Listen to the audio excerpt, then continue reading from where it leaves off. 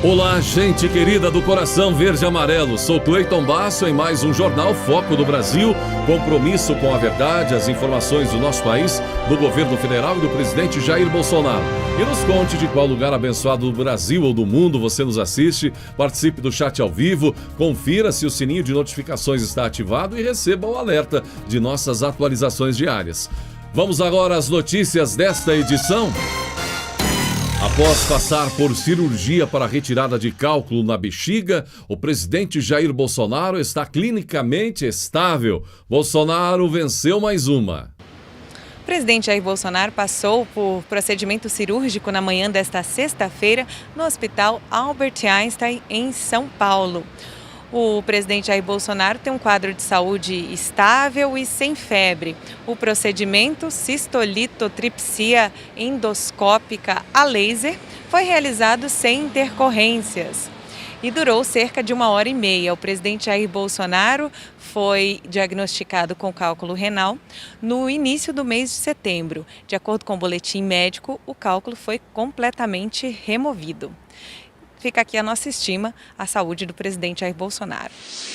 E vimos que houve mudança de hospital e de médico em relação à cirurgia. A mudança do profissional ocorreu após Bolsonaro tomar conhecimento das críticas feitas pelo médico anterior à atuação do governo diante da pandemia de Covid-19, não é? O médico de 73 anos, que já operou diversas autoridades, incluindo os ex-presidentes Luiz Inácio Lula da Silva e Michel Temer, não quis comentar o assunto. A preocupação maior dos apoiadores do presidente Bolsonaro era realmente o retrospecto de ter cuidado de Lula, amigo de Ciro Gomes, ter feito pesadas críticas contra Bolsonaro. Aí apareceu um alerta e a mudança aconteceu. Portanto, tudo bem, presidente já em pronta recuperação para seguir governando o Brasil e com um problema a menos para carregar. Ainda antes da cirurgia, o presidente Jair Bolsonaro fez postagens nas redes sociais falando do apoio aos governos do Mato Grosso e Mato Grosso do Sul no combate aos incêndios. O presidente Jair Bolsonaro divulgou na manhã desta sexta-feira em seu Twitter ações do Ministério da Justiça em apoio aos governadores de Mato Grosso e Mato Grosso do Sul para combate ao incêndio na região do Pantanal. De acordo com o presidente, bombeiros e agentes preparados para este tipo de situação estão sendo enviados ao local. Ele também lembrou que o Brasil enfrenta um dos maiores períodos de seca dos últimos anos. O presidente destacou ainda os mais de 13 milhões de reais que foram destinados pelo Ministério do Desenvolvimento Regional para a aquisição de equipamentos, locação de aeronaves, maquinários e veículos. Foram 32 ações no Mato Grosso e 37 no Mato Grosso do Sul. Armadas, que junto conosco desde o ano do mês passado vem atuando de maneira firme no combate às queimadas.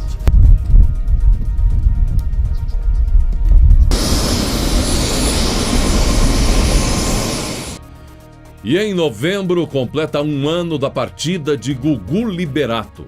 A mãe de Gugu, Dona Maria do Céu, foi homenageada por ter doado os órgãos e tecidos do filho. O ministro da Saúde, Eduardo Pazuello, entregou um prêmio pela colaboração e incentivo da família do apresentador à causa da doação. Isso representa a gratidão de todos que tiveram a oportunidade de melhorar e dar continuidade à própria vida. É uma lembrança fantástica, porque o Gugu sempre foi um ícone para todos nós brasileiros, disse Pazuello. A homenagem fez parte do lançamento da campanha nacional de incentivo à doação de órgãos. Maria do Céu, de 91 anos, ficou emocionada e destacou que seu filho sempre ajudou as pessoas. Segundo ela, Gugu constantemente falava sobre a vontade de doar órgãos. Eu venho aqui a agradecer a homenagem que os senhores estão fazendo para mim e para minha família.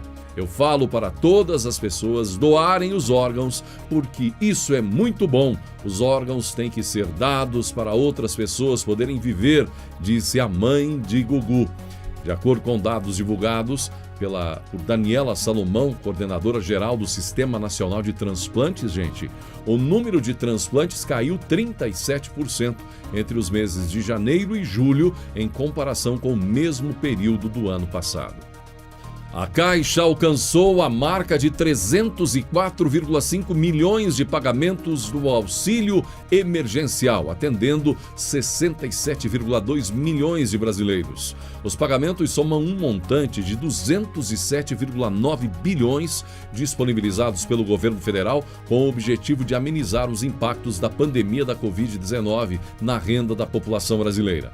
Nesta sexta, dia 25, foi pago um montante de 1,6 bilhão do auxílio para 4 milhões de beneficiários nascidos em setembro, conforme o calendário do ciclo 2, e a disponibilização de 428,2 milhões referentes à primeira parcela do auxílio emergencial residual para 1,6 milhão de beneficiários do Bolsa Família com final de NIS número 7.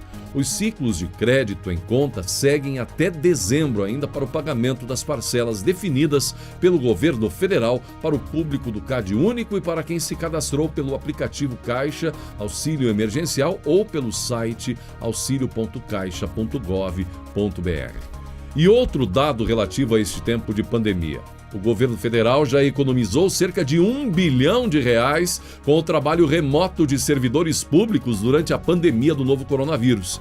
Este valor considera a redução de R$859 milhões nos gastos de custeio e a diminuição de R$161 milhões nos pagamentos de auxílios para os servidores entre abril e agosto de 2020. Os dados foram divulgados em Brasília pelo Ministério da Economia. Segundo o Ministério, a economia em 5 meses, com diárias, passagens e despesas com locomoção, chegou a R$471 milhões aproximadamente. Com serviços de energia elétrica, a redução de gastos foi de 255 milhões. A economia com serviços de cópias e reproduções de documentos alcançou mais de 9 milhões de reais. E a redução de gastos com serviços de comunicação em geral atingiu mais de 89 milhões de reais. Só com serviços de água e esgoto, mais de 32 milhões de reais. Venda dos Correios pode levantar 15 bilhões de reais para o governo. O ministro das Comunicações, Fábio Faria, disse que a privatização dos Correios deve levantar 15 bilhões de reais. Segundo ele, o projeto de lei está sendo finalizado no Ministério das Comunicações e deve ser entregue ao Palácio do Planalto nos próximos 15 dias para ajustes. E deve também ser entregue ao Congresso Nacional até o final do ano para análise dos deputados e senadores. Na última semana, o ministro Fábio Faria disse que o presidente Jair Bolsonaro tem interesse que a privatização dos Correios ocorra em breve e já apareceram interessados, como, por exemplo, a Magalu e a FedEx. A primeira-dama Michele Bolsonaro compareceu à Delegacia de Crimes Eletrônicos do Departamento Estadual de Investigações Criminais em São Paulo. Ela foi prestar um depoimento em um inquérito que investiga ofensas sofridas pela primeira-dama na internet. Michele ficou no local por cerca de 10 minutos, onde foi ouvida pelo delegado Carlos Ruiz. Ela precisou ir à delegacia para autorizar o início das investigações.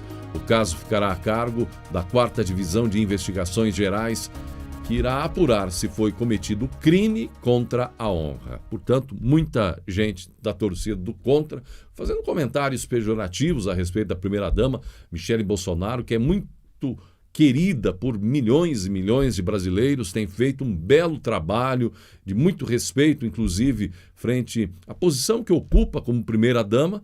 E agora, você, brasileiro, vai ter o privilégio de ver ela, de repente, dando um susto em muita gente que anda falando algo contra ela sem nenhuma prova. Tempos tristes na Globo. Durante uma entrevista à Rádio Energia 97 FM, o ator Tony Ramos, um dos mais queridos do Brasil, comentou a onda de demissões da Rede Globo. Ele lamentou a demissão do casal Glória Menezes e Tarcísio Meira.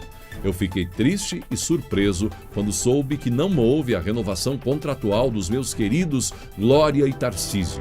É claro que vão chamá-los a qualquer momento, mas a Globo nunca deveria ter tirado esses ícones na TV, criticou Tony Ramos e disse ainda que tem um contrato com a Globo, mas que, como seus colegas, também corre o risco de ser liberado pela emissora. Tenho um contrato com a empresa, mas sei que estarei sujeito ao mesmo, disse Tony Ramos. Tribunal de Justiça de São Paulo penhorou um imóvel do ex-governador e ex-ministro Ciro Gomes para pagar indenização por danos morais ao senador e ex-presidente Fernando Collor de Mello. Veja só que enguiço tudo isso. Ciro Gomes foi processado, teve bens empenhorados por parte de Fernando Collor de Mello. Por quê? Ele disse que Fernando Collor de Mello falou algo no passado a respeito de Lula. Preste atenção. Segundo a jornalista Mônica Bergamo, da Folha de São Paulo, a medida foi pedida pelos advogados do alagoano Fernando Collor. Collor processou Ciro após o pedetista afirmar em 1999 que Lula deveria ter chamado seu concorrente de playboy safado e cheirador de cocaína nas eleições de 1989. Portanto, foi uma sugestão, né? A indenização foi fixada em R$400 mil. R$400 mil pela sugestão que Ciro Gomes deu, que ele gostaria que Lula tivesse feito em 1989, naquelas eleições. Como Ciro não pagou os R$400 mil já determinados pela Justiça, a Justiça então determinou a penhora do imóvel. Desemprego recua após bater recorde na pandemia, diz IBGE. O Instituto Brasileiro de Geografia e Estatística, mais conhecido como IBGE, divulgou dados a respeito do desemprego no Brasil nesta sexta-feira. Segundo os dados, entre a última semana de agosto e a 1ª de setembro, houve uma redução de cerca de 700 mil pessoas procurando emprego no Brasil. Segundo dados, há atualmente 13 milhões de desempregados no país. O recorde foi em agosto, quando havia 13,6 milhões de desempregados. A taxa de desemprego caiu de 14,3% para 13,7%. Infelizmente, durante esta pandemia, durante as ações indiscriminadas de governadores e prefeitos, muita gente perdeu o emprego, muita gente perdeu a fonte de renda, mas graças a Deus a economia tem se recuperado, as pessoas têm se recolocado no mercado de trabalho e reconquistado a sua dignidade. Que continue assim, né? De Brasília, Andréa Luiza Matias.